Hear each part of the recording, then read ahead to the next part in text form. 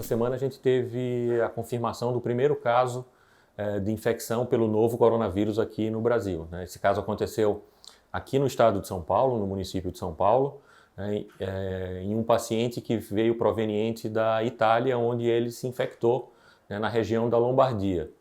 O que deixa a gente um pouco mais tranquilo em relação à convivência com esse coronavírus é o fato de que é um vírus que a maior parte dos casos de infecção é benigna, né? São casos leves, são casos pouco graves, né? As estimativas baseadas no maior estudo chinês, né, uma descrição feita pelo Centro de Controle de Doenças da China, que descreveu os achados clínicos e epidemiológicos em mais de 70 mil pacientes, chegou à conclusão que cerca de 80% dos casos acontecem com uma forma leve. O fato de a gente ter tido o primeiro caso e agora na sequência o que a gente tem observado é um aumento muito grande do número de casos suspeitos, até porque houve uma ampliação da definição de caso suspeito com a inclusão de vários países onde esse vírus tem circulado com maior intensidade. Ele trouxe para a gente a certeza de que essa infecção ela vai se estabelecer aqui no Brasil, né? Provavelmente inicialmente aqui no estado de São Paulo, onde estão acontecendo a maior parte das notificações. Provavelmente o aumento da circulação do coronavírus vai acontecer simultaneamente ou na mesma época em que a gente espera ter o aumento da circulação de outros vírus, como o vírus sincicial respiratório, para-influenza e mesmo o vírus influenza, né, o vírus que causa a gripe. O indivíduo que tem suspeita de infecção pelo novo coronavírus, mas que clinicamente está estável, quer dizer, que ele não precisa de suplementação de oxigênio, que ele está se alimentando bem, está aceitando bem a hidratação por via oral, e a medicação que vai ser dada para ele é simplesmente uma medicação sintomática, quer dizer, um remédio para febre, um remédio para dor. Esse paciente ele deve aguardar a sua recuperação em casa, né? Porque esse paciente ele não precisa ficar internado num serviço hospitalar apenas sendo observado. Isso sobrecarrega o serviço hospitalar, né? Então, esse paciente que não tem sintomas de gravidade, ele pode e deve ser tratado em casa. Agora, o que é importante? É a gente orientar o paciente para caso ele tenha sinais de piora clínica, quer dizer, ele passe a apresentar falta de ar, dificuldade respiratória, né? Ou no caso de uma criança ou um idoso, para de se alimentar, né? Ou está respirando, você percebe que o paciente está respirando com dificuldade, porque ele está fazendo o uso da musculatura acessória, né? Na hora que ele respira, ele faz força e mexe aqui o que a gente chama de asa do nariz, ele está com desconforto respiratório. Então esse paciente precisa ser levado para o hospital, porque provavelmente ele vai precisar de oxigênio, ele vai precisar de uma observação mais rigorosa. Papel nosso também é educar a população e explicar para a população o que é um sinal de agravamento e em que situação, em que circunstância essa população, esse paciente deve procurar o serviço de saúde, até para que a gente não sobrecarregue uma rede de serviço de saúde, e eu estou falando não só da rede pública, mas da rede privada também, que normalmente já é sobrecarregada nesse período de outono e inverno, com casos de pouca gravidade que não necessitam de atenção, de atendimento médico.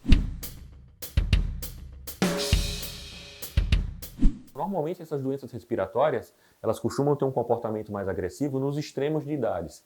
Crianças muito pequenas e os adultos, os idosos, né, principalmente aqueles acima de 60 anos.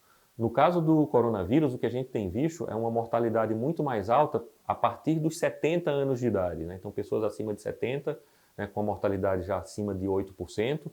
E nesse estudo chinês, a qual me referi anteriormente, né, a mortalidade entre indivíduos acima de 80 anos foi quase 15%.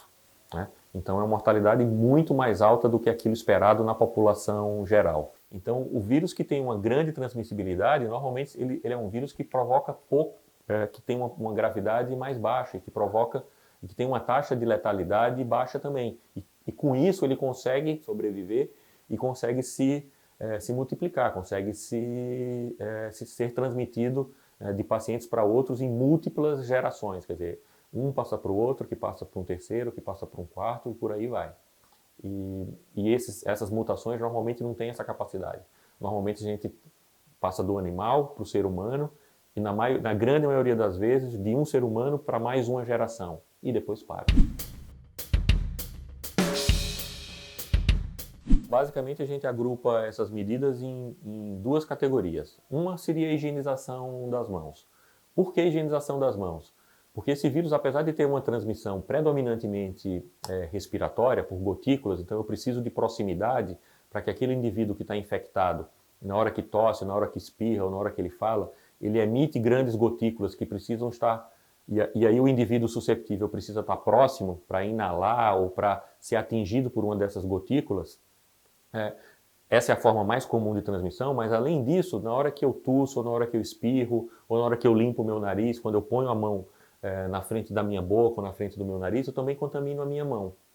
E todos esses vírus respiratórios, eles têm capacidade de sobreviver, né, por horas ou às vezes até por dias em superfícies, inclusive superfícies secas, né? Então esse vírus está contaminando aquela superfície e uma próxima pessoa que tiver contato com aquela superfície e de uma forma, na maioria das vezes, sem perceber, ele coloca a mão na boca, no nariz ou no olho, ele se infecta.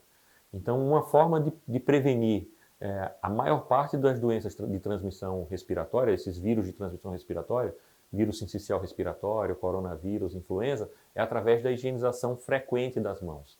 A outra forma é tentando reduzir o risco de transmissão respiratória, né? Então, tem algumas medidas, nenhuma delas é infalível, mas que usadas em conjunto a gente consegue reduzir o risco de transmissão. A primeira é o que a gente chama de afastamento social, quer dizer, é tentar se manter à distância de indivíduos que têm sintomas respiratórios. Então, se eu observo que uma pessoa está tossindo, está espirrando, e se é possível, né, se eu não estou dentro do metrô ou dentro do ônibus, eu posso me manter afastado daquela pessoa.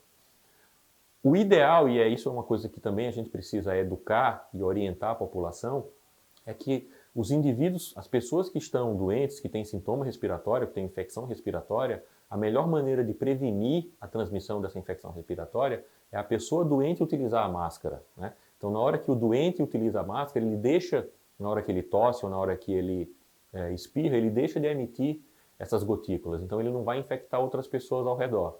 Então, é muito mais efetivo, né, colocar a máscara no indivíduo que está doente do que todas as pessoas saudáveis tentarem utilizar máscaras como a gente muitas vezes vê aí as pessoas fazendo. Por quê? Porque aquela máscara cirúrgica ou máscara comum que é utilizada, ela não tem uma proteção, ela não é efetiva para proteger de maneira geral. Ela depois de alguns minutos ou horas de uso, principalmente se a pessoa estiver falando, ela perde a capacidade de reter as partículas, né? Então é muito mais eficaz quando ela é utilizada para prevenir a transmissão, né?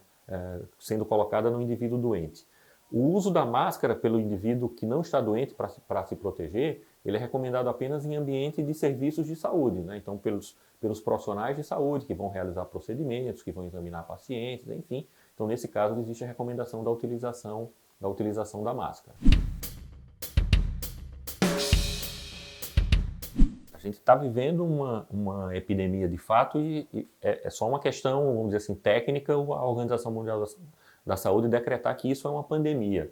A gente já está tendo casos nas 6 regiões, né, que são que a Organização Mundial da Saúde divide o mundo. Então, tecnicamente, a gente já poderia conceituar isso daí ou designar isso como sendo uma pandemia.